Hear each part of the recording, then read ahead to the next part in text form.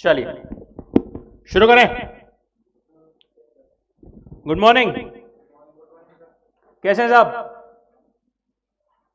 Online guys quickly confirm करेंगे, आवाज screen सब ठीक है?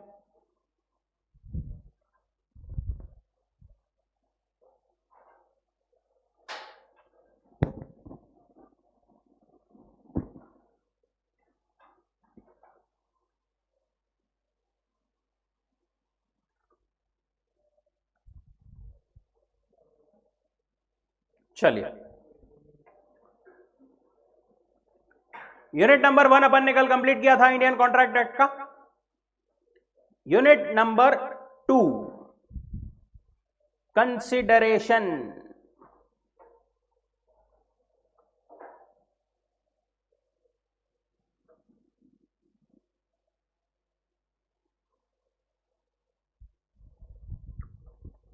कंसिडरेशन, कंसिडरेशन का मतलब अपन ने क्या समझा था बेसिक में फर्स्ट यूनिट में?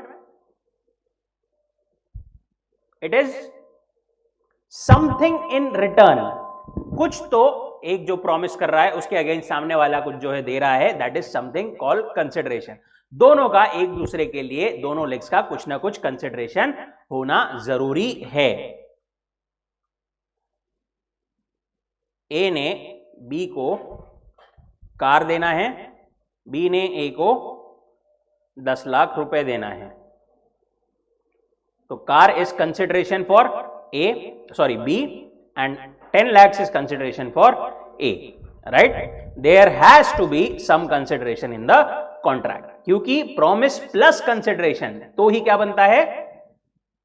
एग्रीमेंट बनता है। अभी कंसिडरेशन में अपने को meaning, definition, legal rules, rule of no consideration no contract and doctrine of privity of contract with exception, ये अपने को देखना है। कंसिडरेशन मतलब quid pro quo, that is something in return, कुछ तो जो है something should be there in return, having a double aspect of a benefit to the promisor and a detriment to the promisee.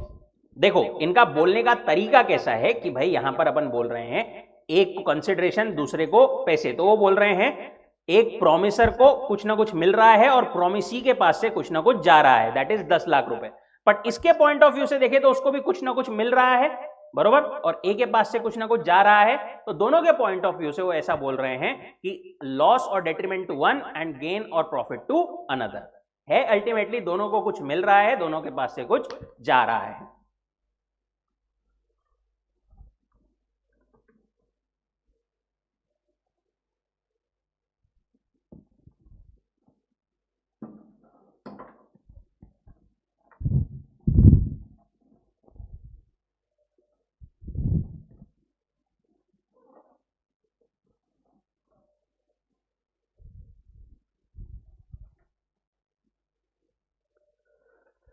What is consideration? क्या बोलता है यहां पर? English case Misa versus करी में एक मतलब एक डिफाइन किया गया था क्या कि valuable consideration in the sense of law में consist either in some right, interest, profit और benefit accruing to one party और फोरबियरेंस, डेट्रीमेंट, लॉस और रिस्पॉन्सिबिलिटी गिवन, सफर्ड और undertaken by the other, right? एक पर्सन के पास से कुछ, एक पर्सन को कुछ मिल रहा है, एक पर्सन को कुछ जा रहा है। देखो अभी एक और चीज इसमें यह है, अपन बोल रहे हैं कंसिडरेशन, तो नीड नॉट नेसेसरी कि अपन सिर्फ पैसों की बात कर रहे हैं, ओके? हो सकता है ए ने बोला मैं तेरे को कार देता हूं, तू जो है क्या कर दे, मेरे अगेंस्ट केस ड्रॉप कर दे। This is also some loss और डेट्रीमेंट टू बी, राइट? या हो सकता है मैं तेरा घर जो है पेंट करके देता हूं, ओके, तू जो है तूने मेरे को अपने दुकान का सामान जो है वो देना, ओके? कुछ भी जो है वहां पर इन रिटर्न हो सकता है। अब ये इन रिटर्न हो सकता है कुछ लॉस हो, कुछ डेट्रीमेंट हो, जैसे फोरबियरेंस वगैरह अपन ने देखा था। कोको कोला ने मेरे को क्या बोला था कि हम आपको 10 लाख रुपए देते, आप शॉप मत खोलो, अपना जीरा छोड़ा लॉन्च मत करो, बरोबर? दैट वाज समथिंग डेट्रीमेंट और सम लॉस और सम फोरबियरेंस बाय मी, बरोबर? वो भी क्या है, एक वैलिड कंसिडरेशन है, बट कुछ तो भी चाहिए।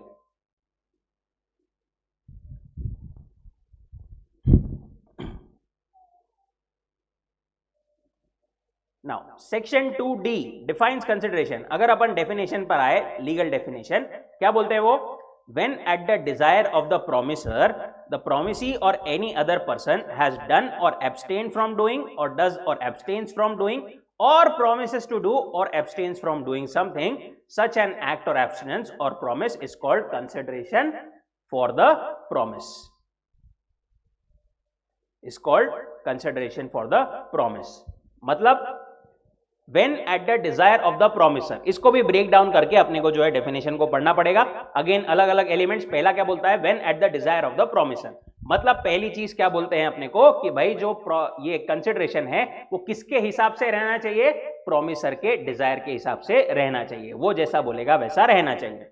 दूसरा, द प्रोमिसी और any other person, okay, promisee या और कोई पर्सन, मतलब यहां पर जो कंसिडरेशन है वो हो सकता है कि सामने वाले पार्टी से आए या हो सकता है और any other person, third party से भी जो है कंसिडरेशन आ सकता है।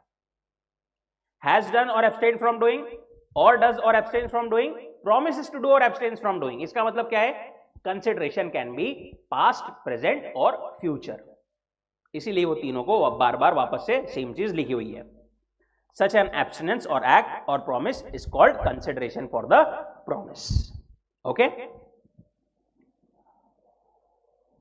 Now, consideration जो है is an act of doing something.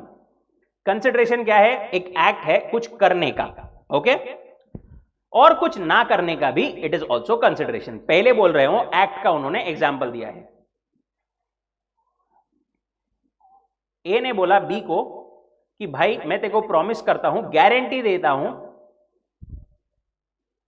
कि अगर तेरे को सी ने पैसे नहीं दिए तो तेरे को मैं पैसे दूंगा, ये भरोसे पर तू क्या कर, सी को जो है गुड्स बेच दे।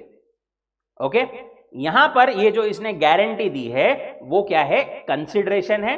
काय के लिए, बी की एक्ट के लिए। बी क्या एक्ट करने वाला है, वो सी को गुड्स जो है वो बेचने वाला है। Right, getting it?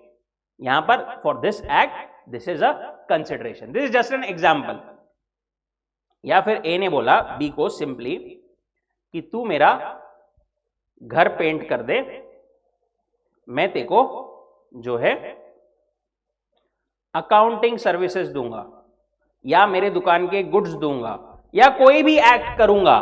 ये क्या है, again it is an act of doing something. Right, तू ये कर दे, मैं ये कर देता हूं, this is a consideration.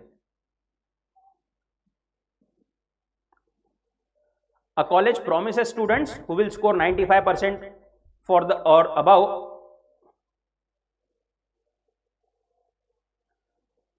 who would score 95% for the job in MNC.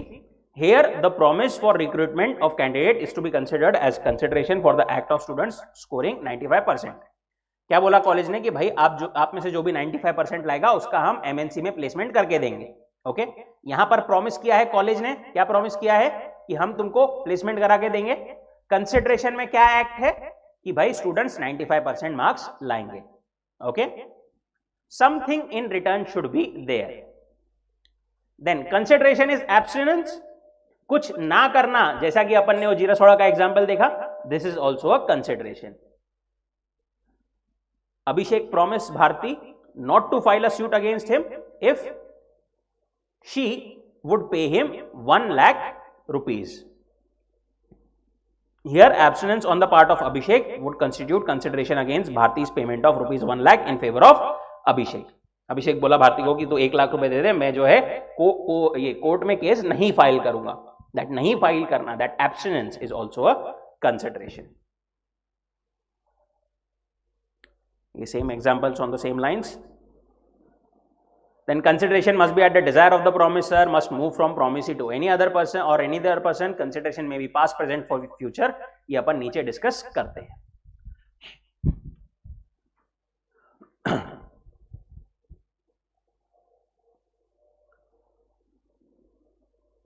अच्छा, एक और चीज, ए ने बी को बोला, प्रॉमिस किया कि भाई मैं तेरे को कार बेचूंगा, ये प्रॉमिस किया। बी ने ए को प्रॉमिस किया कि मैं तेरे को 5 लाख रुपए दूंगा, इसने भी प्रॉमिस किया। तो ये प्रॉमिस भी it is as good as consideration. Okay, कुछ करने का प्रॉमिस भी इज ऑल्सो अ कंसिडरेशन. इसीलिए consideration is equal to promise या performance that parties exchange with each other. Okay, performance में इट कैन बी एक्ट और it can be abstinence. Legal rules regarding consideration. सबसे पहला, consideration must move at the desire of the promisor. Consideration जो है किसके बोलने पर होना चाहिए? प्रोमिसर के डिजायर पर. प्रोमिसर ने जैसा बोला, प्रोमिसर ने जैसा डिसाइड किया, उसके हिसाब से जो है कंसिडरेशन रहना चाहिए. फॉर एग्जाम्पल, ए की शॉप थी जहां पर आग लग गई. अभी ए ने बी को क्या बोला कि भाई तू जाकर के वहां से मेरे गुड्स अंदर से बचा के लेके आ, मैं तेरे को 1 लाख रुपए दूंगा. ओके, यहां पर बी जाकर के शॉप में से सामान बचा के लेके आया, तो यहां पर जो है ए ने मतलब उसको पैसे देना पड़ेगा. ये जो है ये उसने एट द उसके डिजायर पे यहां पर वो वैलिड कंसिडरेशन उसके अपने हिसाब से डिसाइड करके उसको कंसिडरेशन पहले बोला था. वर्सेस से फॉर एग्जांपल ए के शॉप में जो है फायर लग गई, बी ने ए के बिना कुछ बोले बी के शॉप में जाकर के गुड्स बचा करके लेके आ गया. उसके बाद में बी ए को बोलता है कि लाओ मेरे को 1 लाख रुपए दो. तो यहां पर ए बाइंड रहेगा क्या पे करने के लिए? नहीं, क्योंकि यहां पर consideration eight the desire of promisor है ही नहीं. ए ने बोला ही नहीं था उसको कि भाई जाके लेकर के आ मेरे गुड्स, ऐसा कुछ. Consideration must be offered by the promisee, must be offered by the promisee or the third party at the desire or request of the promiser. जो है कंसिडरेशन जो है वो किसके? Eight the desire of the promisor. यहां पर पहले इसमें ए ने बी को बोला था और बी ने एक्ट किया था, वो ए के बोलने पर किया था. यहां पर जो है अभी एक्ट इसने बी ने जो शॉप में से बचा के लाया वो वॉलेंटरीली एक्ट किया है. राइट? तो दिस हियर कंसिडरेशन, ये वाला इसका बी का भी जो consideration, it is not at the desire of promisor. Right?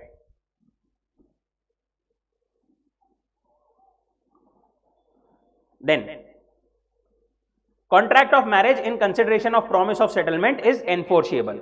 मतलब सिंपली ए ने बोला बी को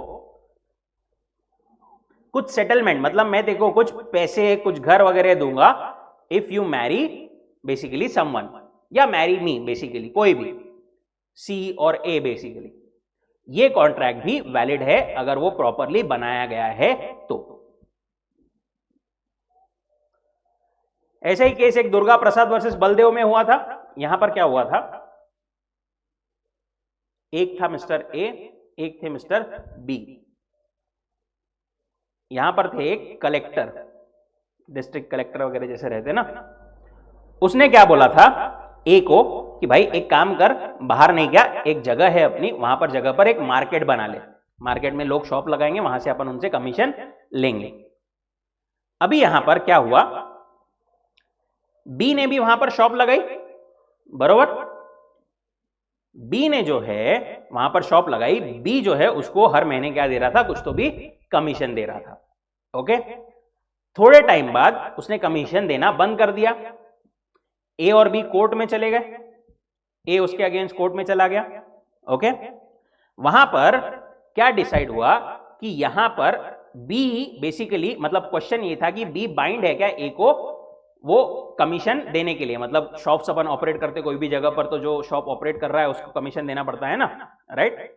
यहां पर क्या डिसाइड हुआ कि ये जो जगह बनाई गई थी, मार्केट बनाया गया था, वो किसके डिजायर पर था? कलेक्टर के डिजायर पर बनाया गया था. ये ए ने जो मार्केट बनाया था वो बी के बोलने पर नहीं बनाया था. राइट? उसने ये कलेक्टर के बोलने पर बनाया था.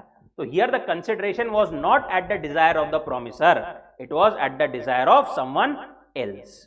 तो यहां पर ये मिस्टर बी इसको पेमेंट करने के लिए बाध्य नहीं है. अगर बी के बोलने पर ए मार्केट बनाता था और उसके बाद में फिर बी बोलता था, बी से डिमांड करता था कोई भी अमाउंट, तो फिर वहां पर वो वैलिड रहता था. जैसा कि वो फायर के एग्जांपल में देखा था अपन ने, ए अगर खुद बोलता था सामने वाले को करने के लिए कोई एक्ट, उस केस में it was at the desire of that A, but अगर उसने नहीं बोला तो फिर वो voluntary, it won't be valid consideration. दूसरा, कंसिडरेशन में मूव फ्रॉम प्रोमिसी और एनी अदर पर्सन।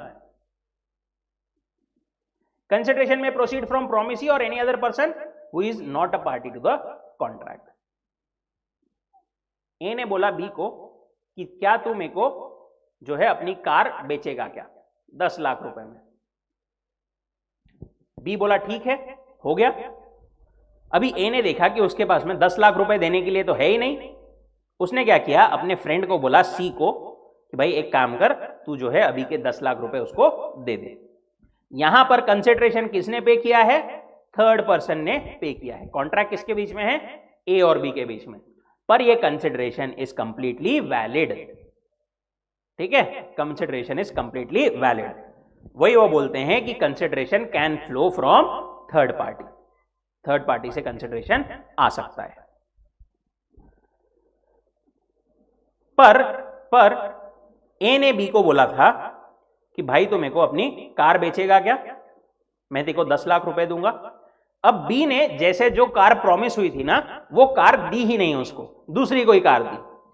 अब यहां पर ए जो है वो बी पर केस कर सकता है, पर क्या सी बी पर केस कर सकता है क्या, नहीं कर सकता, क्योंकि सी जो है वो पार्टी नहीं है उन दोनों के कॉन्ट्रैक्ट के बीच में। Is not a party to contract. Ultimately अपने पास में ये निकल के आता है कि there can be a stranger. ये जो सी जो है वो थर्ड पार्टी है, इज कॉल्ड स्ट्रेंजर।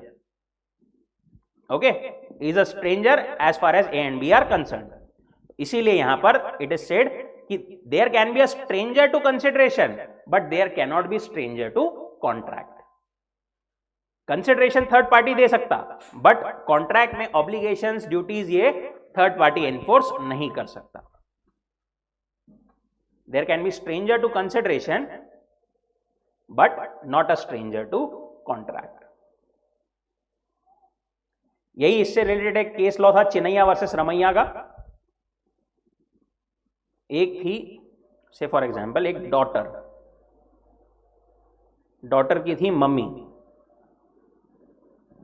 और एक थे डॉटर के अंकल,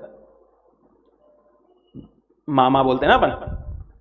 मम्मी ने क्या किया, डॉटर के साथ में कॉन्ट्रैक्ट किया कि भाई मैं तेको नहीं क्या अपनी सारी प्रॉपर्टी देती हूं, पर तू मेरे को ये प्रॉमिस कर कि तू नहीं क्या हर महीने अपने अंकल को उसमें से कुछ अमाउंट देती रहेगी। ओके, डॉटर ने बोला ठीक है, मैं जो है प्रॉमिस करती हूं। अब यहां पर डॉटर ने कुछ टाइम तक तो अंकल को पैसे दिए, बट उसके बाद में कुछ टाइम बाद उसने देना बंद कर दिया। अंकल जो है वो कोर्ट में चले गए। कोर्ट में डॉटर क्या बोली, पहले बोले कॉन्ट्रैक्ट जो है वो मम्मी और डॉटर के बीच में हुआ था, मेरे और मम्मी के बीच में हुआ था। डॉटर और अंकल, मेरे और मेरे मामा के बीच में कोई कॉन्ट्रैक्ट हुआ ही नहीं, तो मैं उनको किस बात के पैसे दूं। कोर्ट ने वहां पर क्या बोला कि भाई तेरी मम्मी ने जो तेरे को पहले देके गई थी ना, that was the consideration for here, मतलब तेरी एक्ट के लिए कि तू उनको यहां पर हर टाइम पर अमाउंट जो है वो पे करेगी। इसके लिए तेरी मम्मी ने तेरे को पहले ही कंसिडरेशन दे करके गई थी। यहां पर तू अब ऐसा नहीं बोल सकती कि यहां पर हम दोनों के बीच में कोई कंसिडरेशन नहीं है। That was Chinnaiya versus Ramaiya. Then third is executed versus executory consideration. Executed और एग्जीक्यूटरी कंसिडरेशन मतलब सिंपली देखा जाए तो जो कंसिडरेशन हो गया है, जो कंसिडरेशन मतलब परफॉर्म हो गया है act, that is executed consideration, और जो बाकी है that is executory consideration.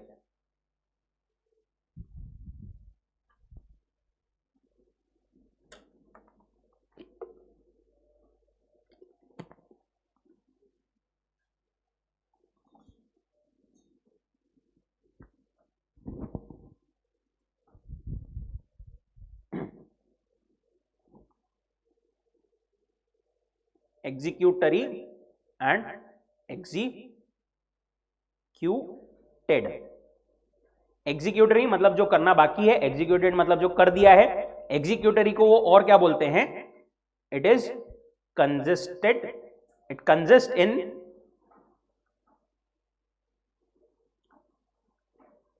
Promise. और this is consist in performance. मतलब प्रॉमिस किया है अभी सिर्फ तो इट इज एग्जीक्यूटरी, और अगर परफॉर्मेंस किया है तो it is executed. Consideration which consist in the performance is said to be executed and which consists in a promise is executable. Now, important point, consideration may be past, present or future. देखो, present अपन ने पैसे दिए, goods ले लिए, okay, हाथों हाथ, that is present consideration, that is completely fine. Future consideration, तो अभी मेरे को गुड्स दे दे, मैं देखो पे कर दूंगा 3 महीने बाद या 2 महीने बाद, जो भी है, दैट इज फ्यूचर कंसिडरेशन, ये भी वैलिड है। तीसरा एक आता है past consideration. Past consideration valid है या नहीं, इसके लिए लॉ क्या बोलता है? The consideration if past may be the motive but cannot be the real consideration of subsequent promise, but in the event of services being rendered in the past at the request or desire of the promisor, the subsequent promise is regarded as an admission that the past consideration was not gratuitous.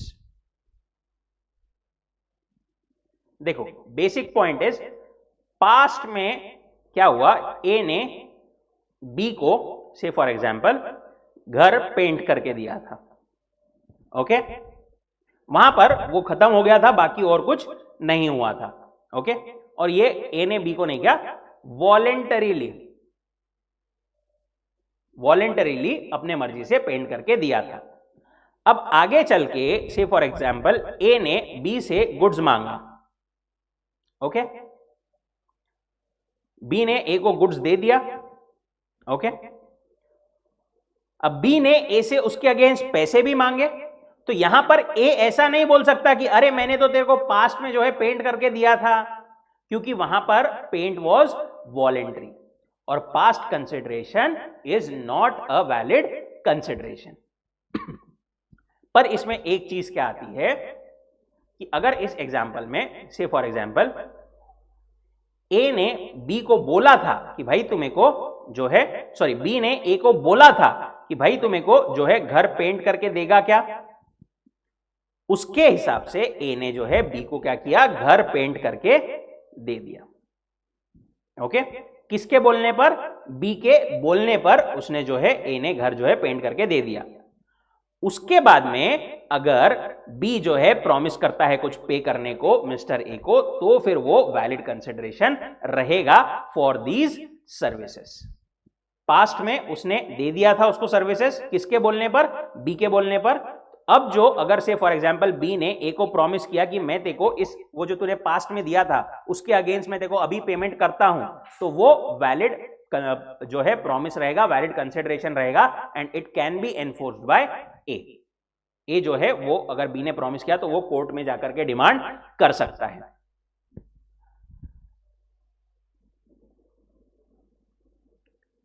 वापस से एक बार ये इतना point पढ़ेंगे सब लोग।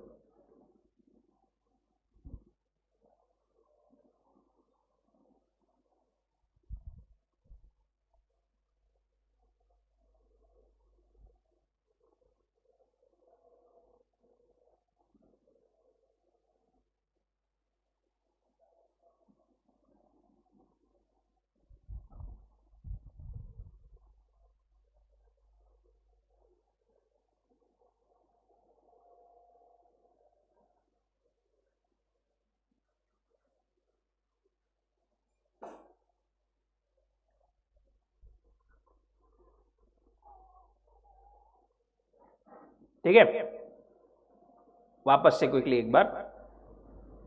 पहले example में ए ने वॉलेंटरीली बी को अगर दे दिया था से फॉर एग्जांपल पेंट करके, ओके, तो यहां पर बाद में ए जो है क्लेम नहीं कर सकता कि भाई मैंने देखो पेंट करके दिया था, क्योंकि उसने वॉलेंटरीली दिया था पेंट करके।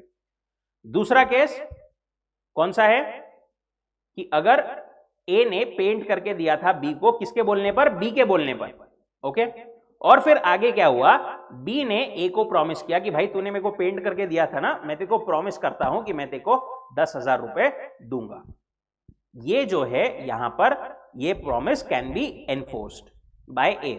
अगर ऐसा प्रॉमिस करने के बाद में बी ने पे नहीं किया तो ए कोर्ट में जा सकता, कोर्ट उसको पूछेगा कि भाई ये तो 10,000 मांग रहा, इसके अगेंस्ट कंसिडरेशन क्या है, तो ए बोल सकता कि मैंने उसको पहले जो है उसके बोलने पर पेंट करके दिया था उसका घर। Got it?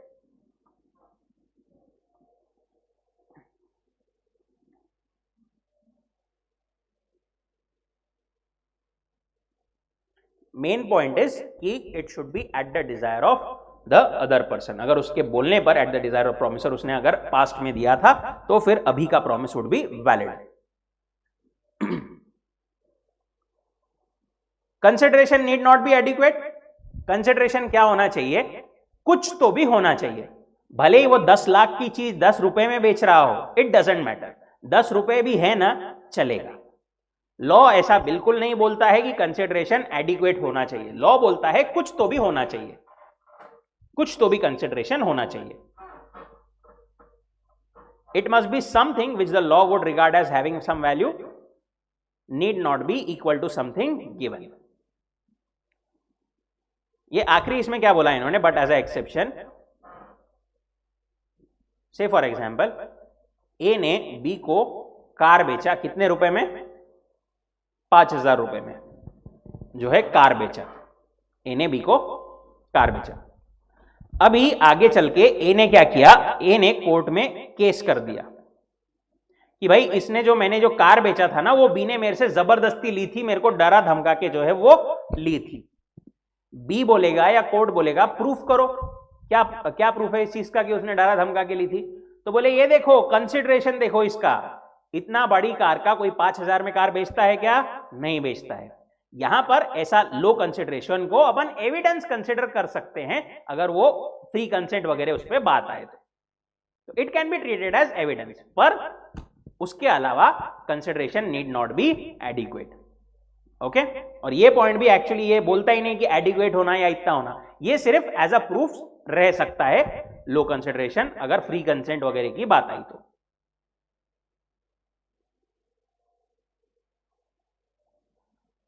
Then performance of what one is legally bound to perform. कोई चीज जो एक पर्सन लीगली बाउंड है करने के लिए, उसके लिए उसको पैसा देना is not a valid consideration. For example एक विटनेस, उसकी ड्यूटी है, उसका काम है कि वो आकर के गवाही दे, उसको गवाही देने के लिए अगर पैसे दिए जाए तो it is not a valid consideration in the eyes of law. A ने बी को प्रॉमिस किया कि भाई तू गवाही देगा तो मैं तेरे को 10,000 रुपए दूंगा। बी ने आकर के गवाही दे दी, ए ने मना कर दिया फिर कि मैं तेरे को 10,000 रुपए नहीं दूंगा। क्या बी कोर्ट में जा सकता है क्या कि इसने मेरे को प्रॉमिस किया था 10,000 रुपए? नहीं जा सकता। क्यों? क्योंकि ये वैलिड कंसिडरेशन था ही नहीं। Getting it?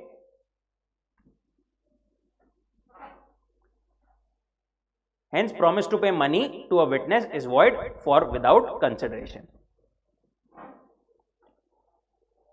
ऐसे ही डॉक्टर को भी बेसिकली अगर ओवर एंड अबाउ कुछ तो भी अगर फीस दी जाती है तो that is not valid. Okay, वो तुम दे दो तुम्हारी खुशी से, तुम्हारी इच्छा, पर वो एनफोर्सिएबल नहीं रहता है। उसकी फीस ऑब्वियसली वो देना इंपॉर्टेंट है, वो एनफोर्सिएबल रहेगा, बट ओवर एंड अबाउ जबरदस्ती कुछ तो भी extra payment for his duty और for what he does is not required. Consideration must be real and not illusory. मतलब मैं तुम्हारे लिए चांद तारे तोड़ कर ले आऊंगा अगर तुम मुझसे शादी कर लो या तुम मुझको ये दे दो तो, राइट? मैं बारिश कर दूं पैसे की जो तू हो जाए मेरी, ये सब फुकट बातें हैं, राइट? ऐसा कंसिडरेशन वैलिड नहीं रहता। Must be real, must not be illusory, something to which law attaches some value. It is legally or physically impossible, it is not considered a valid consideration. Example 12 पढ़ लेंगे सब quickly.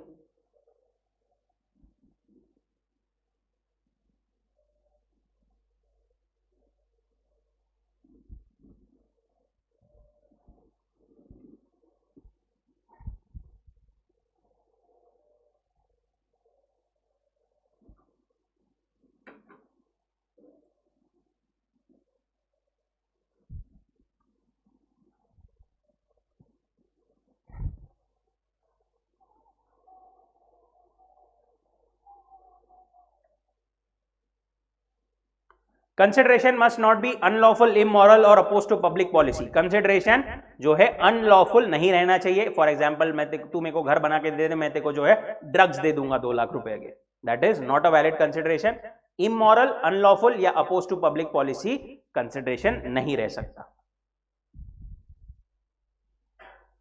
Oppose to public policy और detail में आएगा अपने को, पर oppose to public policy is like generally कि जो जनरली ऐसी चीजें नहीं होना चाहिए, फॉर एग्जांपल घूस लेना वगैरह, corruption etcetera, this is not a valid consideration. Then sued by a third party to the contract।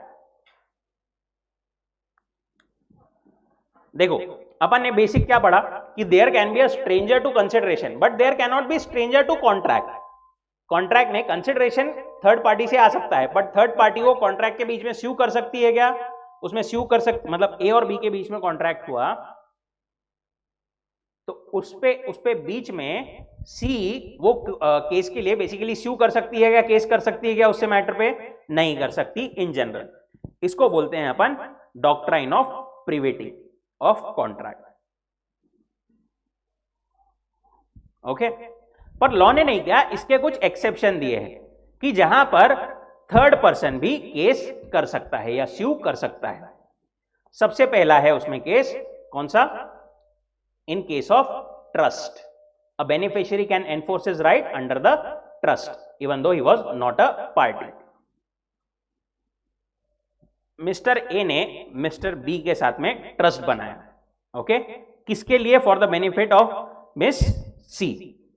ए ने बी को हर महीने जो है कुछ रुपए बोले मैं तेरे पास रखते जा रहा हूं मेरी बेटी सी के लिए, जब ये 18 साल की हो जाएगी तो इसको जो है वो पैसे तूने दे देना। ओके, हर महीने से फॉर एग्जाम्पल वो 10-10 हजार रुपए बी के पास में रखते जा रहा था एज अ ट्रस्ट। ओके, अब यहां पर से फॉर एग्जाम्पल जब ये बड़ी हुई और मिस्टर ए की डेथ हो गई, उस टाइम पर यहां पर सी भी जो है वो एनफोर्स कर सकती है। ए मिस्टर ए है भी, भले ही फॉर एग्जांपल डेथ हो गई है भी, कोई भी है, बट अगर बी ने यहां पर पैसे नहीं दिए तो वहां पर ए तो स्यू कर ही सकता है और सी भी उसको स्यू कर सकती है। क्यों? क्योंकि वो सी के बेनिफिट के लिए ही था contract. In case of family settlement, अगर फैमिली सेटलमेंट केस में राइटिंग में कॉन्ट्रैक्ट है ना, तो थर्ड पार्टी भी स्यू कर सकती है। से फॉर एग्जांपल ए और बी, ये दो बेटों के बीच में कॉन्ट्रैक्ट था कि हम जो है अपनी मदर को हर महीने 10-10 हजार रुपए देंगे, दोनों कंट्रीब्यूट करके 10-10 हजार रुपए देंगे अपनी मदर को। ओके, यहां पर अगर वो दोनों में से कोई डिफॉल्ट करता है तो मदर जो है उनपे केस कर सकती है। कॉन्ट्रैक्ट किसके बीच में हुआ था? ए और B, mother is third party but still she can sue।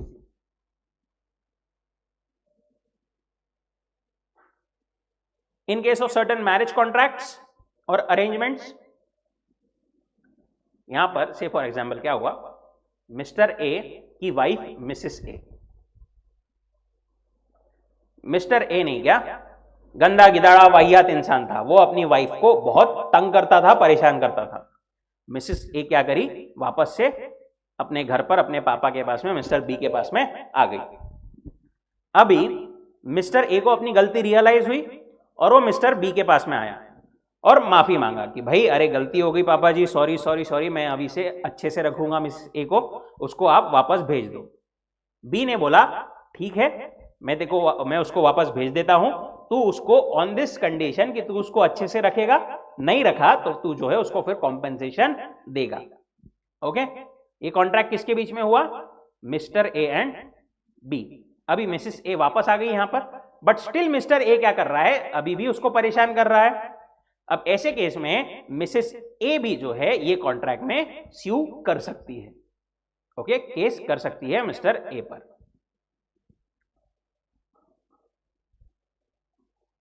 In case of assignment of contract, मतलब मैंने जो कॉन्ट्रैक्ट मेरे नाम पर था वो और किसी को असाइन कर दिया, भाई मेरे जगह पर ये करेगा ए टू बी। ओके, ए ने बी के साथ में कॉन्ट्रैक्ट किया था, बी ने बोला था कि मैं जो है ट्रांसपोर्ट करूंगा अभी। ओके, ये किसके बीच में कॉन्ट्रैक्ट हुआ था? ए के गुड्स बी बोला मैं ट्रांसपोर्ट करूंगा, ए और बी के बीच में कॉन्ट्रैक्ट हुआ। बी ने क्या किया, ये असाइन कर दिया मिस्टर सी को। भाई बोले मेरे जगह पर नहीं, क्या मिस्टर सी जो है वो ट्रांसपोर्ट करेगा। अभी यहां पर ए ने अगर पैसे नहीं दिए तो Mr C can also sue in this contract. क्यों? क्योंकि उसको असाइन कर दिया गया था कॉन्ट्रैक्ट। ये होता है और जनरली इंश्योरेंस पॉलिसीज में। फॉर एग्जाम्पल इंश्योरेंस कंपनी ने बी को पॉलिसी दी थी, बी ने वो पॉलिसी असाइन कर दी मिस्टर सी को, अपने सन को। ओके, तो यहां पर फिर सी, ये सन भी क्या कर सकता है, इसको वहां पर स्यू कर सकता है अगर कुछ दिक्कत हुई तो। अच्छा, इसमें एक चीज क्या है, अगर कॉन्ट्रैक्ट में पर्सनल स्किल इन्वॉल्व है ना, तो वहां पर फिर असाइनमेंट नहीं किया जा सकता। जैसे फॉर एग्जाम्पल अरिजीत ने परफॉर्म करना था, कहां पर? पुणे में। ओके, अभी अरिजीत अगर बोले कि मैं नहीं, क्या मिस्टर अभिषेक को ये असाइन कर देता हूं, मेरी जगह अभिषेक परफॉर्म करेगा, तो ये चलेगा क्या? नहीं चलेगा। क्यों? क्योंकि ये पर्सनल स्किल बेस्ड कॉन्ट्रैक्ट था।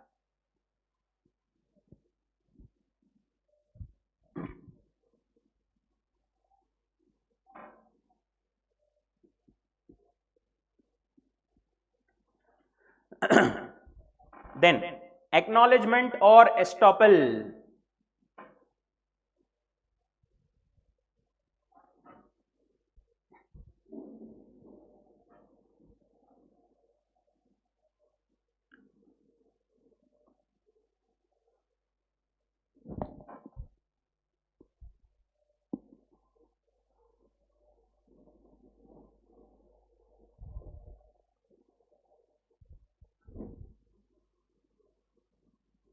देखो क्या हुआ, Mr A, Mr B. Mr A नहीं, क्या मिस्टर बी को पैसे देने के लिए आया उसके घर पर मिस्टर बी जो है घर पर था नहीं। अभी उसने क्या बोला कि मेरे बाजू में नहीं, क्या मेरा नेबर रहता मिस्टर सी, उसको जो है पैसे दे दो। मिस्टर ए ने मिस्टर सी को जो है पैसे दे दिया। सी ने फोन करके बोल भी दिया बी को, हाँ भैया मेरे को तेरे पैसे मिल गए। ओके, अब बाद में जब बी जो है इससे पैसे मांगने आया तो सी ने जो है पैसे दिए ही नहीं उसको। ऐसे केस में मिस्टर सी के ऊपर भी केस किया जा सकता है। ओके, कॉन्ट्रैक्ट मेन पैसे का किसके बीच में था? ए और बी, राइट। बट यहां पर इसके ऊपर भी केस किया जा सकता है क्योंकि उसने बाय एक्नॉलेजमेंट ये बोला था कि वो काइंड ऑफ पार्टी बन गया है कॉन्ट्रैक्ट में। तो अब there would be estoppel, that is he would be stopped or stopped from denying। अब वो मना नहीं कर सकता। पहले उसने फोन पे बोला था ना तुम्हारे लिए मैं पैसे ले लिया, अब तू डिनाई नहीं कर सकता।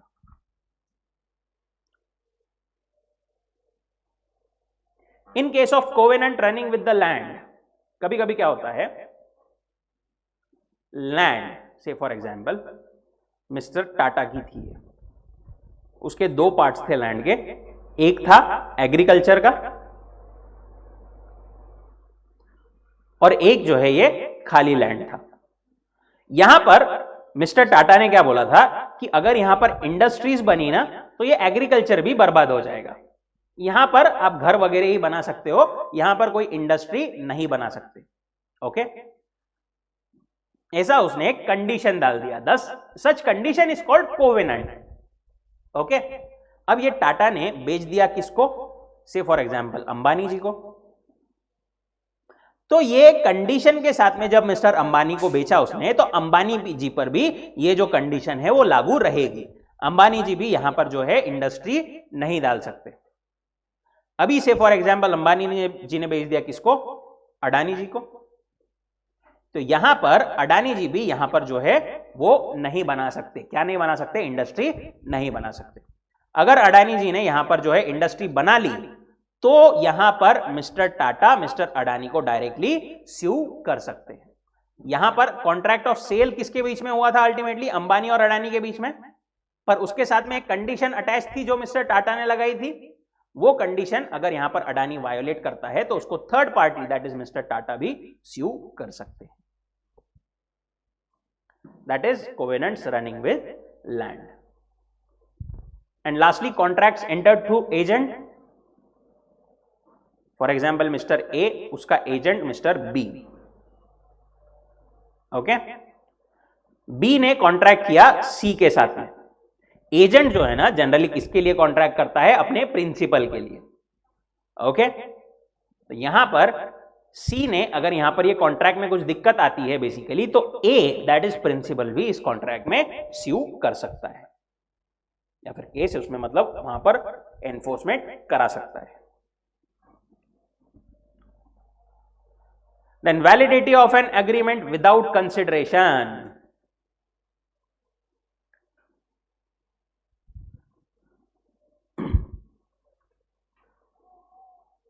देखो ये क्या बोलता है कि नॉर्मली तो अपन ने देखा कि भाई कंसिडरेशन के बिना अग्रीमेंट नहीं हो सकता, राइट? या फिर कॉन्ट्रैक्ट बेसिकली नहीं हो सकता। इंपॉर्टेंट एलिमेंट है कंसिडरेशन कॉन्ट्रैक्ट का।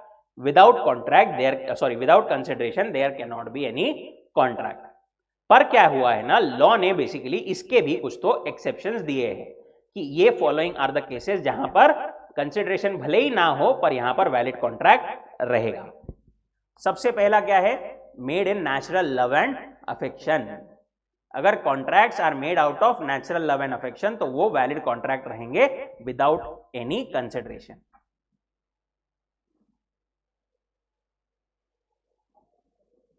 फॉर एग्जाम्पल, हस्बैंड ने अपने वाइफ को बोला, वाइफ को बेसिकली अपना घर जो है वाइफ के नाम पर कर दिया, वाइफ को दे दिया। ओके, यहां पर कोई कंसिडरेशन वाइफ ने दिया है क्या? नहीं दिया है, but still this contract is completely valid. अब ये कंसिडरेशन को नहीं, सॉरी, ये नेचुरल लव एंड अफेक्शन को ये अप्लाई होने को नहीं गया। 4 कंडीशन फुलफिल होना जरूरी है। पहली कि made out of natural love and affection between the parties, प्यार मोहब्बत में वो बनाया हुआ रहना चाहिए कॉन्ट्रैक्ट, मतलब out of natural love and affection, right? जैसे husband and wife. Parties must stand in near relation, एकदम क्लोज रिलेशन में, पास के रिलेशन में, भाई बहन या फिर हस्बैंड वाइफ, ऐसा कुछ तो भी रिलेशन, बेसिकली कुछ तो भी नियर रिलेशन वहां पर रहना चाहिए। Then it must be in writing, very important, वो क्या होना चाहिए? राइटिंग में रहना चाहिए कॉन्ट्रैक्ट, तभी वो वैलिड रहेगा। और lastly it should be registered under the law. अगर किसी लॉ में उसका से फॉर एग्जांपल गिफ्ट डीड का, गिफ्ट वगैरह में रजिस्ट्रेशन करना जरूरी होता है, तो वो रजिस्ट्रेशन भी होना जरूरी रहेगा।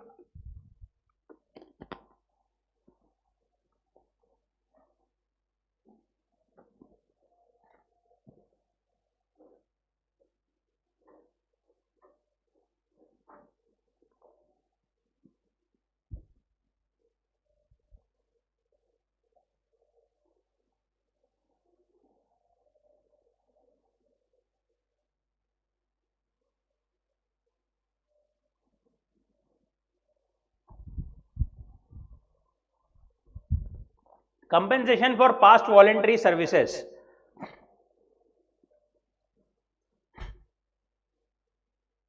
ए ने बी को जो है क्या किया था? वॉलंटरीली उसको घर पेंट करके दिया था, वॉलंटरीली। अब आगे चल करके अगर ए ने बी से कुछ गुड्स खरीदा, ए ने बी से कुछ गुड्स खरीदा और बी ने पैसे मांगे, तो ए डिनाई कर सकता है क्या? कर सकता है क्या?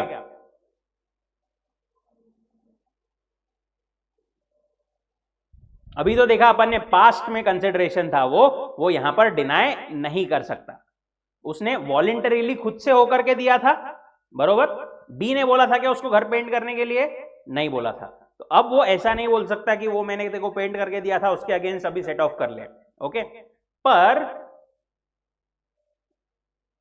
अगर ये वॉलंटरी जो सर्विसेज दी थी, अभी आगे चल करके बी जो है ए को खुद होकर के बोलता है कि भाई तूने जो पास में सर्विसेज दी थी ना, तूने बहुत अच्छी सर्विसेज दी थी, मैं तेरे को प्रॉमिस करता हूं कि मैं भाई तेरे को उसके अगेंस्ट नहीं क्या पैसे दूंगा, से फॉर एग्जांपल 10,000 रुपए दूंगा। अगर बी ने खुद होकर के ऐसा उसको प्रॉमिस किया, तो यहां पर ये कंसिडरेशन भी कंप्लीटली वैलिड रहेगा। Okay, that is compensation for past voluntary services.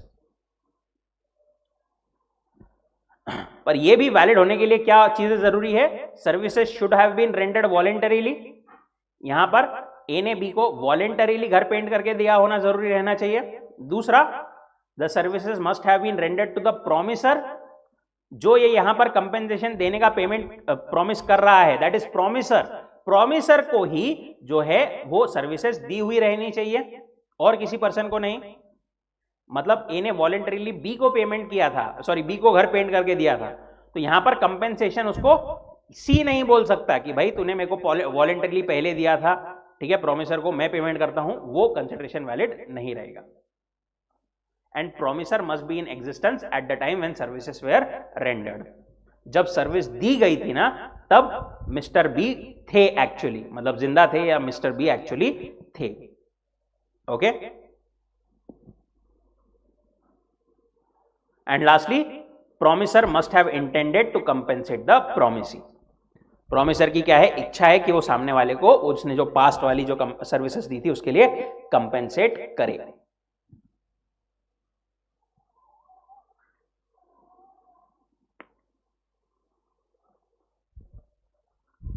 Promise to पे टाइम बार डेट, ये क्या है,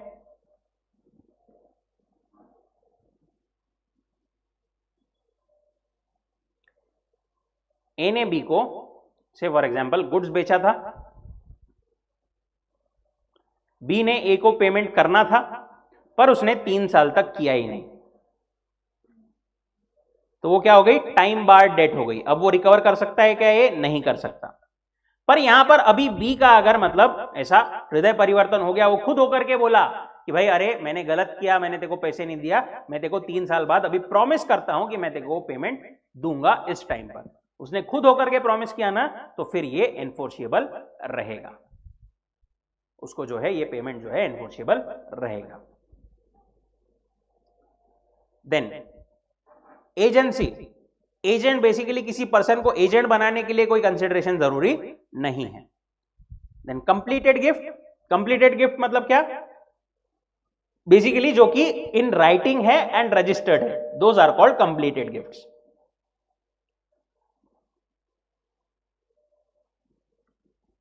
ए ने बी को गिफ्ट दिया, ओके, राइटिंग में प्रॉपर गिफ्ट डीड बना करके और उसको रजिस्टर करा करके दिया, तो यहां पर ऑब्वियसली गिफ्ट के लिए कुछ कंसिडरेशन होना जरूरी नहीं है, विदाउट कंसिडरेशन भी गिफ्ट कंप्लीटली वैलिड रहेगा। देन बेलमेंट, बेलमेंट सबने शायद पढ़ा हुआ होगा थोड़ा बहुत पहले, बेलमेंट क्या रहता है कि सामने वाले को कुछ यूज करने के लिए अपन ने दिया है, उसमें एक पढ़ा था ग्रेचुइटियस बेलमेंट होता है, राइट, विदाउट एनी चार्ज भी हो सकता है, वो सामने वाले को अपन ने कोई चीज यूज करने के लिए दी, कोई चीज करने के लिए दी, तो वो भी कंप्लीटली वैलिड रहेगा बेलमेंट। एंड लास्टली चैरिटी, ए ने बी को कुछ चैरिटी में दिया तो वो भी वहां पर कंप्लीटली वैलिड रहेगा, उसके अगेंस्ट भले ही कुछ से कंसिडरेशन नहीं है फिर भी। ओके, अभी यहां पर एक केस लॉ है, कादरनाथ वर्सेस गोरी मोहम्मद। क्या हुआ यहां पर, ए ने बी को प्रॉमिस किया कि मैं तेको से फॉर एग्जांपल 10 लाख रुपए दूंगा चैरिटी में। अभी बी ने इस बेसिस पर क्या किया, इस भरोसे पर कुछ रिनोवेशन के काम करा लिया 8 लाख रुपए के। अब यहां पर बाद में ए ने मना कर दिया बी को पैसे देने के लिए, राइट, तो क्या बी केस कर सकता है क्या ए पर, लॉ बोलता है बिल्कुल कर सकता है, वो जो है वैलिड कंसिडरेशन, मतलब ए ऐसा नहीं बोल सकता कि मैंने तो देखो प्रॉमिस किया, तूने मेरे को क्या दिया, कंसिडरेशन कहां है, कॉन्ट्रैक्ट ही नहीं हुआ, ऐसा ए नहीं बोल सकता, क्योंकि वो चैरिटी के लिए उसने प्रॉमिस किया था और वो विदाउट कंसिडरेशन भी वैलिड है, तो बी अब ए से मांग सकता है वो पैसे। Here we complete our unit number 2 also, consideration.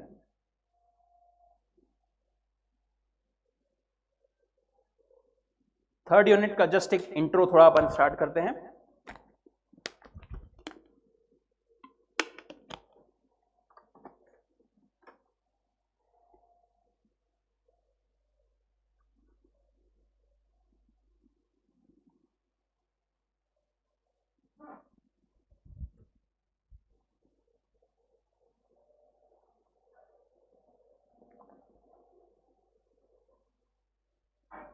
Other essential elements of a contract.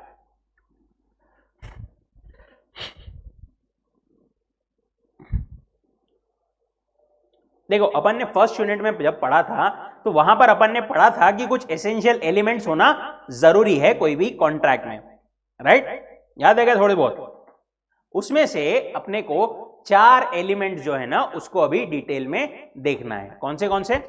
Capacity to contract, free consent, lawful consideration and object and not expressly declared to be void. Contract में जो है parties capable होना चाहिए, consent जो है free होना चाहिए, consideration and object जो है वो लॉफुल रहना चाहिए, एंड जो वो आपकी ये है ऑब्जेक्ट उसका वो एक्सप्रेसली वॉइड डिक्लेयर्ड नहीं रहना चाहिए, तभी वो जो है कॉन्ट्रैक्ट वैलिड रहेगा। उसमें पहला है कैपेसिटी टू कॉन्ट्रैक्ट।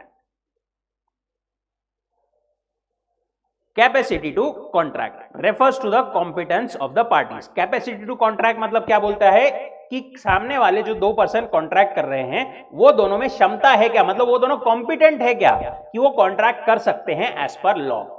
ओके, तो ये कॉम्पिटेंसी के लिए नहीं क्या, बेसिकली 3 चीजें या 3 कंडीशन दी है लॉ ने कैपेसिटी के अंदर। कौन सी? पहली तो it should B basically the party should be of the age of majority, they have attained the age of majority. दूसरा, they should be of sound mind, and तीसरा, they are not disqualified from contracting by any law to which they are subject. Okay? कोई भी party contract competent कब मानी जाती है? जब वो मेजर हो, जब वो साउंड माइंड की हो और जब वो एक्सप्रेसली डिस्क्वालिफाइड ना हो, तो ही वो कॉन्ट्रैक्ट में मतलब एंटर कर सकती है।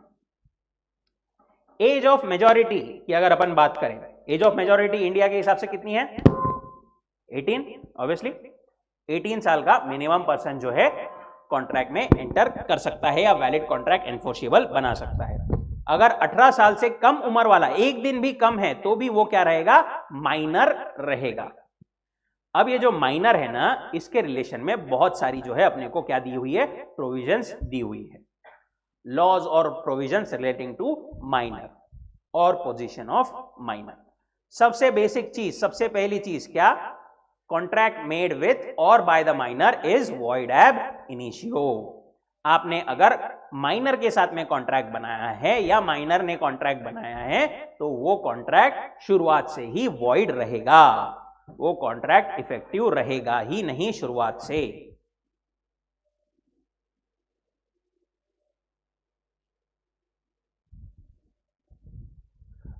minor is not competent to contract and any agreement with or by minor is void from very beginning। ये कहां डिसाइड हुआ था? मोरी बीबी वर्सेस धर्मोदा दास घोष 1903 ये केस में। यहां पर क्या हुआ था? Mr D minor mortgage his house for 20,000 to money lender. Minor ने अपना घर मिस्टर ए के पास में गिरवी रख दिया 20,000 का। ओके, मिस्टर ए ने माइनर को कितने रुपए दिए? 8,000 रुपए दिए। ओके, कितने रुपए दिए? 8,000 रुपए दिए। अभी यहां पर क्या हुआ? माइनर ने क्या किया? Basically subsequently the minor had filed a suit for cancellation of the contract. बाद में क्या हुआ? माइनर ने ये कैंसलेशन के लिए कोर्ट में केस कर दिया। कोर्ट ने डिसाइड किया क्योंकि ये कॉन्ट्रैक्ट माइनर के साथ में था ना, तो ये कंप्लीटली वॉइड था। वॉइड था मतलब ये मॉर्गेज जो उसने किया था वो भी वॉइड है, मतलब मॉर्गेज हुआ ही नहीं है। और ये 8,000 का क्या फिर जो उसने दिया था वो भी माइनर को वापस देने की जरूरत नहीं है क्योंकि वो ट्रांजैक्शन ही वॉइड था। माइनर को ये नहीं बोला जा सकता कि आप 8,000 रुपए वापस दो।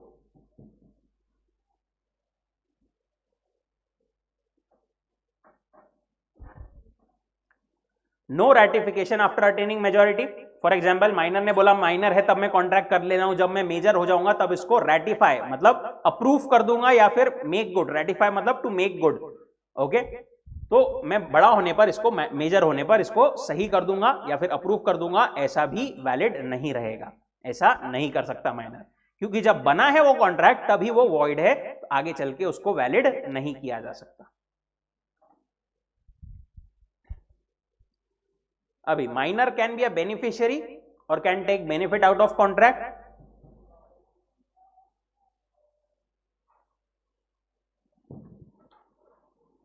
देखो ये क्या बोलते हैं, जहां पर भी माइनर की लाइबिलिटी आती ना, वहां पर कॉन्ट्रैक्ट क्या है, कंप्लीटली वॉइड हो जाता। पर अगर कॉन्ट्रैक्ट बनाया गया है और माइनर का कुछ बेनिफिट है, तो वो बेनिफिट के लिए माइनर कभी भी एनफोर्स कर सकता है। मतलब हर तरीके से जो है माइनर को पूरा प्रोटेक्शन एंड पूरी सहूलियत दी गई है। Minor can be a beneficiary और can take benefit out of the contract.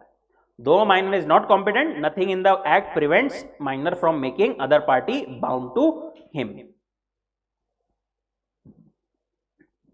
मतलब से फॉर एग्जाम्पल ए ने बी को प्रॉमिस किया था प्रॉमिसरी नोट से कि मैं तेरे को प्रॉमिसरी नोट दिया था बी को, बी जो है माइनर था, 10,000 रुपए का प्रॉमिसरी नोट दिया था।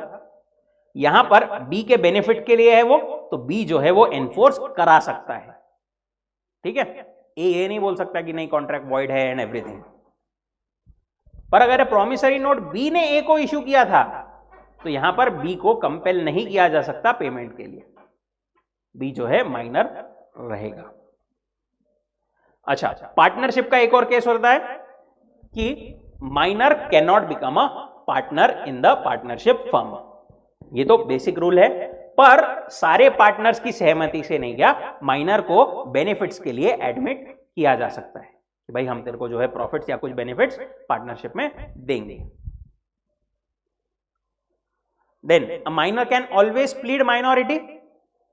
माइनर जो है कभी भी केस में किसी भी पॉइंट पर अपनी माइनॉरिटी बोल सकता है कि भाई मैं माइनर हूं, ऐसा बोल सकता है। फॉर एग्जाम्पल ए ने बी के साथ में कॉन्ट्रैक्ट किया, ए कौन है, माइनर है। उसने ए को नहीं किया फॉल्स रिप्रेजेंटेशन करके कि मैं मेजर हूं भैया, ऐसा बोल करके जो है बी से क्या किया, लोन लिया। ओके, फिर बाद में ए ने पे नहीं किया, बी जो है कोर्ट में चला गया। यहां पर अभी भी माइनर बोल सकता है कि अरे मैं तो माइनर हूं, भले ही उसने गलत बोल करके लोन लिया था, पर फिर भी वो he can plead his minority. कभी भी वो बोल सकता है कि अरे मैं तो माइनर हूं। बहुत डेंजर प्रोटेक्शन जो है माइनर्स को दिया गया है। सब माइनर ही है ना अभी यहां पर, नहीं major. Okay, much protection. Example वही है वहां पर, एग्जाम्पल नंबर 3।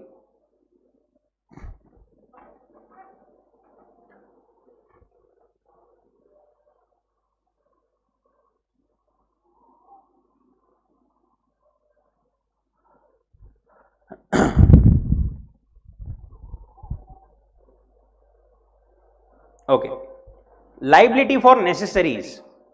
देखो माइनर के साथ में जो है कॉन्ट्रैक्ट जो है वॉइड रहता है, ये इंपॉर्टेंट पॉइंट है थोड़ा एग्जाम पॉइंट ऑफ व्यू से। माइनर के साथ में कॉन्ट्रैक्ट जो है वो वॉइड रहता है, पर यहां पर से फॉर एग्जांपल ऐसा केस है कि माइनर का कोई देखरेख करने वाला नहीं है, माइनर से फॉर एग्जांपल ऑर्फन है या फिर कोई उसका बेसिकली देखरेख करने वाला नहीं है, राइट। अभी ऐसे केस में से फॉर एग्जांपल ऐसा कोई माइनर है एम, उसको अगर नहीं किया किसी पर्सन ने नेसेसिटीज सप्लाई की, से मिस्टर जे ने अगर ऐसे माइनर को बेसिकली कुछ नेसेसरीज ऑफ लाइफ जो है प्रोवाइड की, तो उस केस में मिस्टर जे क्या कर सकता है, मिस्टर एम के एस्टेट से वो नेसेसरीज की वैल्यू क्लेम कर सकता है। ओके, दो तीन चीजें यहां पर। पहली तो यहां पर कहां से क्लेम कर सकता है वो, सिर्फ मिस्टर एम के एस्टेट से। मिस्टर एम या माइनर बेसिकली पर्सनली लायबल यहां पर नेसेसरीज के लिए बिल्कुल भी नहीं रहेगा। जे ने से फॉर एग्जांपल इसको नेसेसिटीज सप्लाई की और मिस्टर एम की कोई एस्टेट है ही नहीं, तो जे कुछ भी रिकवर नहीं कर सकता। दूसरी चीज, से फॉर एग्जांपल जे ने 10,000 रुपए की उसको नेसेसिटीज सप्लाई की, मिस्टर एम की एस्टेट जो है सिर्फ 5,000 की, तो कितना रिकवर कर सकता है वो, सिर्फ 5,000 ही रिकवर कर सकता है।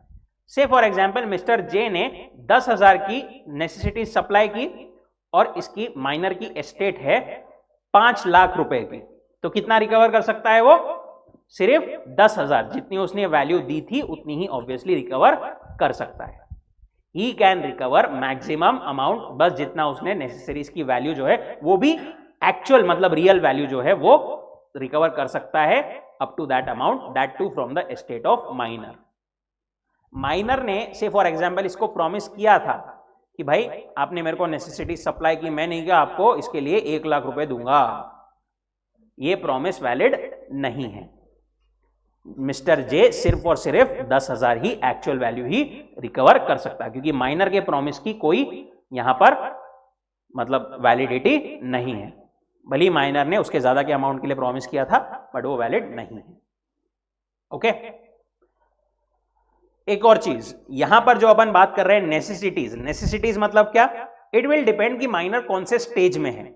से फॉर एग्जाम्पल 1-1.5 साल के बच्चे के लिए baby food might be A necessity, but 15-20 साल के बच्चे, सॉरी 20 नहीं 15-16 साल के बच्चे के लिए baby food is not a necessity. 16-17 साल के बच्चे के लिए क्लासेस के लिए लैपटॉप या बेसिकली जो अपन आईपैड बोलते हैं फॉर एग्जांपल, अगर वो नेसेसिटी है, हो सकता है वो नेसेसिटी हो, पर not necessary for 1 year old child, right. तो it depends on person to person, मतलब वो किस स्टेज में है वो माइनर, उसके हिसाब से वो डिपेंड करेगा। और उसकी मतलब वो माइनर बेसिकली कौन से सोसाइटी में, कौन सा कैसा उसका स्टेटस है ओवरऑल, उसके हिसाब से भी थोड़ी बहुत जो है नेसेसिटी डिटरमाइन होगी।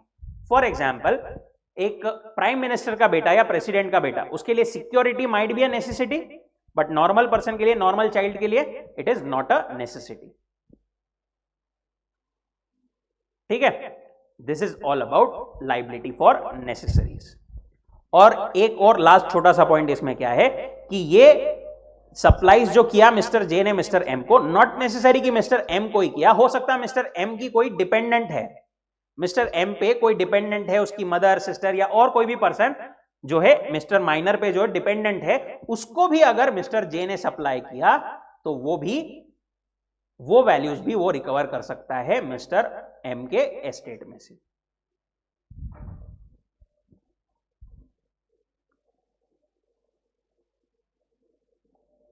ठीक है, expenses on minors education, funeral ceremonies come within the scope of word necessaries.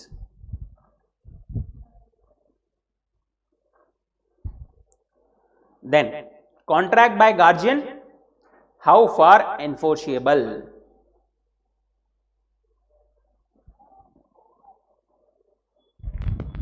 देखो अपन ने जो ऊपर बात की, से फॉर एग्जांपल ऐसा ही कोई माइनर है ऑर्फन, कोई उसका टेक केयर करने को नहीं है, कोई देखरेख करने को नहीं है, ऐसे इसमें क्या होता है बहुत बार कोर्ट जो है ना एक गार्जियन अपॉइंट करता है जो वो माइनर की पूरी देखरेख करेगा।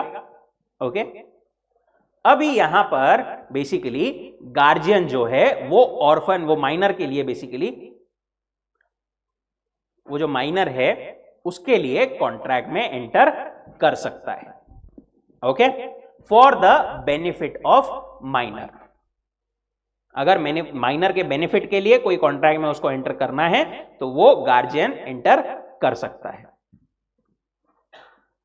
Though a minor's agreement is void, his guardian can under certain circumstances enter into valid contract on minor's behalf. Minor के behalf पर guardian enter कर सकता है। Where a guardian makes a contract which is within his competence for the benefit of minor, there will be a valid contract which the minor can enforce. इस contract को, ये contract जो है जो guardian ने किया ये परफेक्टली वैलिड रहेगा, इसको माइनर भी एनफोर्स कर सकता है। Minor can enforce, but all contracts made by guardians on behalf of minor are not valid. पर इसका मतलब ये नहीं कि गार्जियन उठे सुठे कभी भी कोई भी कॉन्ट्रैक्ट करेगा माइनर के लिए या माइनर के बिहाफ पर। For instance, guardian of a minor has no power to bind a minor by the contract for purchase of immovable property. अगर परचेज ऑफ इमूवेबल प्रॉपर्टी की बात करें तो वो गार्जियन नहीं कर सकता। ओके, बट अगर बात करें अपन और कोई चीज की, फॉर एग्जांपल सेल की, भाई माइनर के लिए प्रॉपर्टी उसकी सेल करना है, ऐसे केस में गार्जियन जो है सेल कर सकता है but only after proper approval and sanction by the court. Court से उसको पहले परमिशन लेनी पड़ेगी and then only he can sell that property.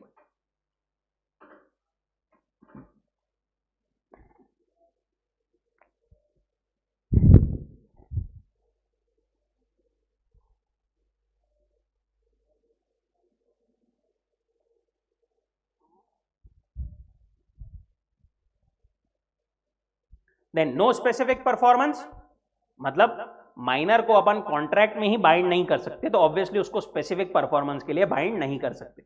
Specific performance मतलब ये वाला चीज स्पेसिफिकली कर ही, ऐसा नहीं हो सकता, क्योंकि कॉन्ट्रैक्ट ही नहीं हो सकता, तो वो चीज कॉन्ट्रैक्ट के अंदर स्पेसिफिक परफॉर्मेंस आता वो नहीं हो सकता।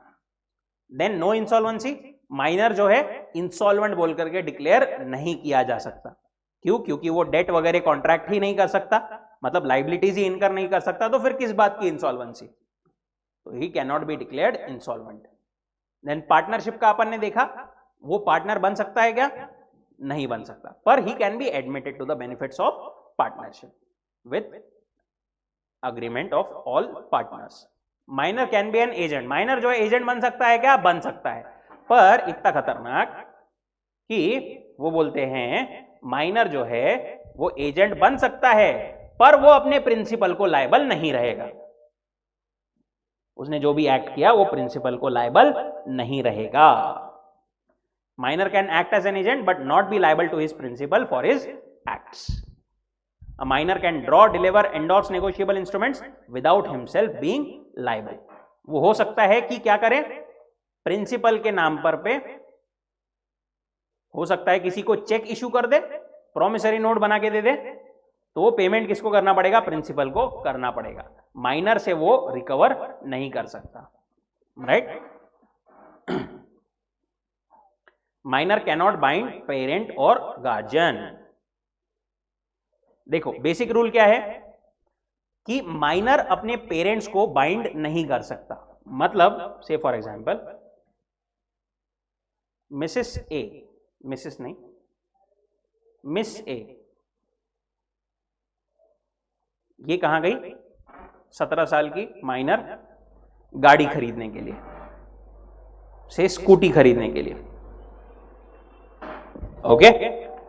स्कूटी वाले ने स्कूटी बेच दिया इसको, बोले पैसे, बोले पैसे तो पापा देंगे, ओके? अब यहां पर पापा को पता ही नहीं कि पापा की परी क्या सब कर रही, स्कूटर खरीद के लेके आ रही, क्या कर रही। ऐसे केस में पापा बाइंड नहीं होते इस अग्रीमेंट के लिए। माइनर अपनी एक्ट से बाइंड नहीं कर सकता अपने पेरेंट्स को। पर अगर पेरेंट्स ने स्पेसिफिकली अथॉरिटी दी है कि भाई जा एक का, फॉर एग्जाम्पल अपन दो छोटे बच्चे को बोले कि भाई जा एक काम कर, तू जाकर के किराने से सामान लेके आ जा, उसको बोल देना कि आके पापा पे करेंगे, तो वहां पर he is acting as an agent of parents, और उस केस में वो वैलिड कॉन्ट्रैक्ट मतलब पेरेंट्स को बाइंड कर सकता है। पेरेंट्स बाइंड रहेंगे किसको? किराने वाले को पेमेंट करने के लिए।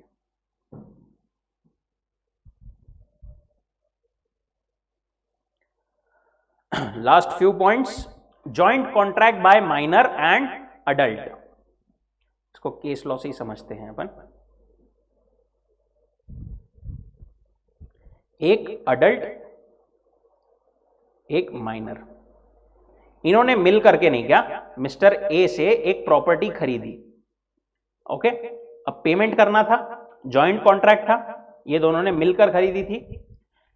यहां पर जो है माइनर ने पैसे देने से मना कर दिया। अब अडल्ट क्या बोला?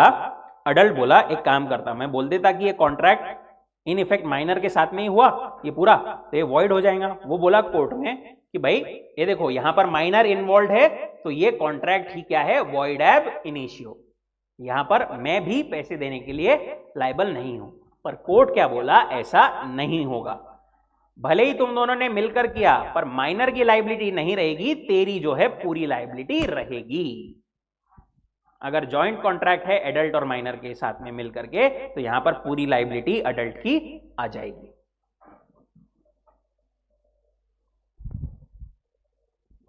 Vendor could not enforce the contract against the vendor could enforce the contract against the major and not the minor.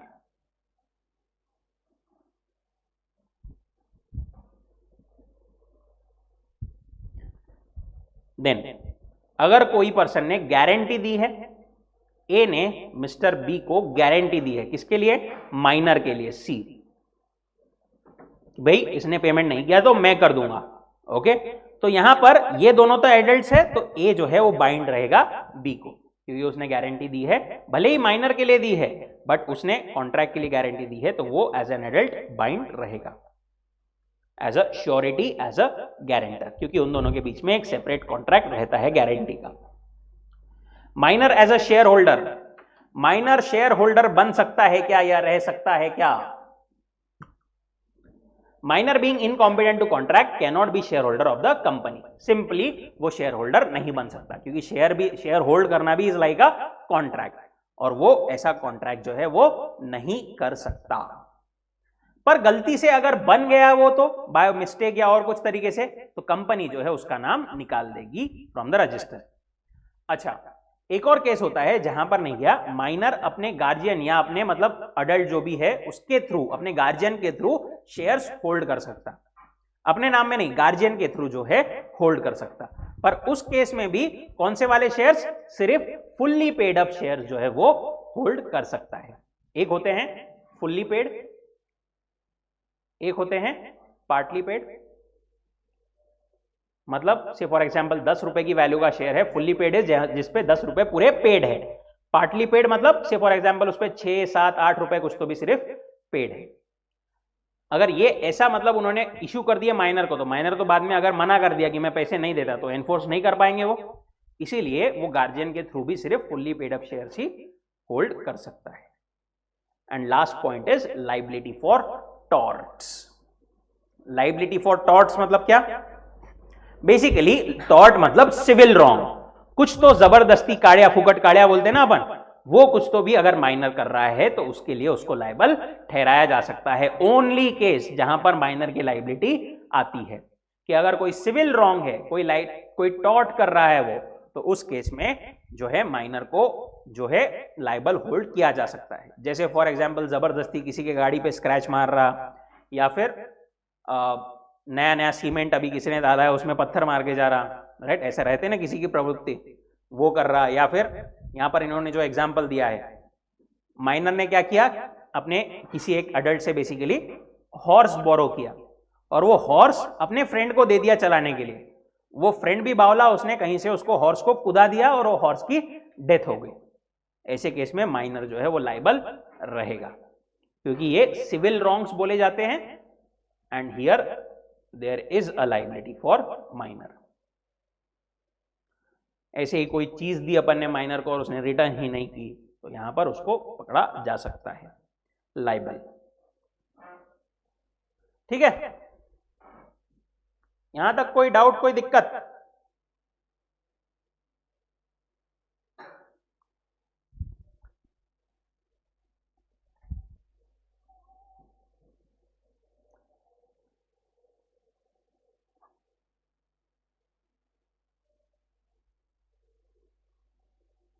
चलिए रुकते हैं यहां पर, एक क्वेश्चन लिखेंगे।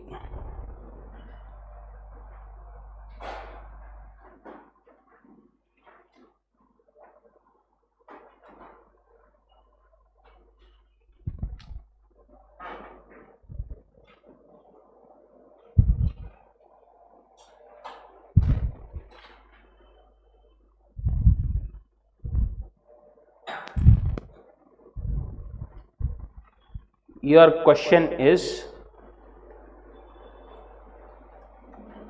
define consideration and state the characteristics of valid consideration.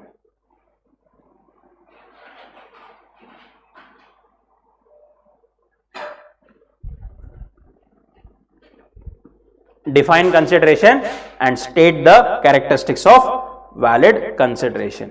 कितने मार्क्स के लिए? 5 marks.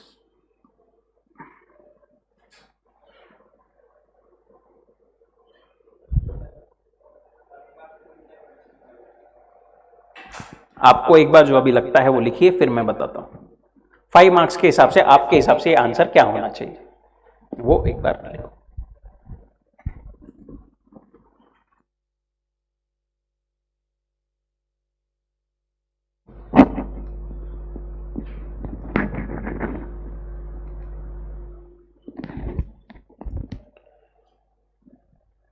Five marks, so time would be around 8.5 minutes, आधा मिनट तो हो गया है, 8 मिनट मोर।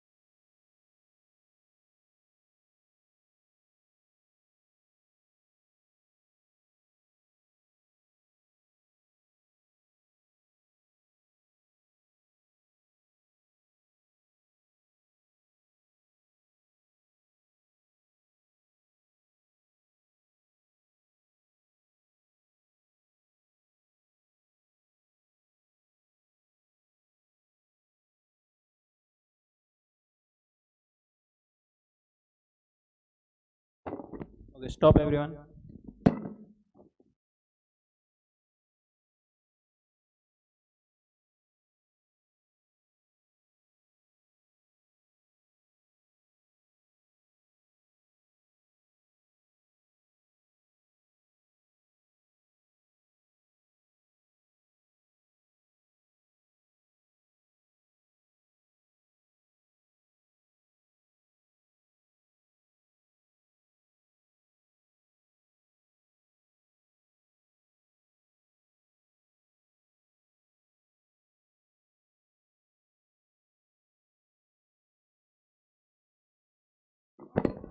देखो, क्वेश्चन में आपको बोला गया था डिफाइन कंसिडरेशन, तो कंसिडरेशन को डिफाइन तो करना है। दूसरी चीज, there was state the characteristics of valid consideration, मतलब जो कैरेक्टरिस्टिक्स है ना वो सिर्फ आपको बतानी है कौन कौन सी इंपॉर्टेंट कैरेक्टरिस्टिक्स है, उनको एक्सप्लेन नहीं करने की जरूरत है वहां पर। ओके, वहां पर आपको बोला गया है कि स्टेट द कैरेक्टरिस्टिक्स। अगर वहां पर ऐसा बोला रहता था कि एक्सप्लेन द कैरेक्टरिस्टिक्स, तो वहां पर आपको हर एक पॉइंट को फर्दर एक्सप्लेन भी करना पड़ता था। बट आपको क्या बोला गया है, स्टेट द कैरेक्टरिस्टिक्स सिर्फ, तो वहां पर आपने शॉर्ट में बस एक एक लाइन जो है मेन उसका पॉइंट वो लिख दिया, तो दैट इज ऑल्सो सफिशियंट। और ऐसे इसमें अगर क्वेश्चन जैसा है, आपको बेसिकली ऐसी चीजें कैसे आइडेंटिफाई करनी पड़ेगी, वो करनी पड़ेगी आइडेंटिफाई क्वेश्चन को देखकर। ठीक है, क्वेश्चन में आपको लिखा था फॉर एग्जांपल 5 मार्क के लिए, अपने पास में यहां पर ऑलमोस्ट कितनी कैरेक्टरिस्टिक्स है, 8 कैरेक्टरिस्टिक्स, राइट। एक एक लाइन के लिए ऑब्वियसली आधा आधा मार्क, तो वहां पर आपको सारी जितनी आपको मैक्सिमम याद है सारी कैरेक्टरिस्टिक्स लिखनी पड़ेगी एंड कंसिडरेशन को डिफाइन भी करना पड़ेगा। पॉइंट्स को एक्सप्लेन करने की जरूरत वहां पर नहीं है। सर हमने तो कर दिया, कोई बात नहीं, एक एक लाइन में आपने एक्सप्लेन कर दिया तो भी चलेगा, पर मोस्टली आपको क्वेश्चन में जहां पर बोला रहता है ना कि स्टेट द कैरेक्टरिस्टिक्स, वहां पर सिर्फ स्टेट करना जरूरी है। अब कोई कोई क्वेश्चन में ऐसा हो सकता है कि भाई अपने को मतलब स्टेट का मतलब एक्सप्लेन हो, वो कहां पर हो सकता है, वो अपने को क्वेश्चन और मार्क्स को देख करके समझना पड़ेगा। फॉर एग्जाम्पल कोई क्वेश्चन है जिसमें सिर्फ 3 पॉइंट है और वो अपने को दिया है 6 मार्क के लिए, तो ऑब्वियसली वहां पर वो 3 पॉइंट लिखने के लिए तो 6 मार्क्स नहीं दे रहे होंगे, राइट। वहां पर ऑब्वियसली अपने को हर एक पॉइंट को एक्सप्लेन करना पड़ेगा। Getting it? Yes, revision is must, बार बार तभी आप रिटेंशन कर पाओगे। पेपर में जाकर के सोचोगे तो टाइम बहुत ज्यादा वेस्ट होगा, पर रिविजन के वजह से इट विल बी फास्टर। ठीक है, चलिए रुकते हैं फिर यहां पर। Thank you so much.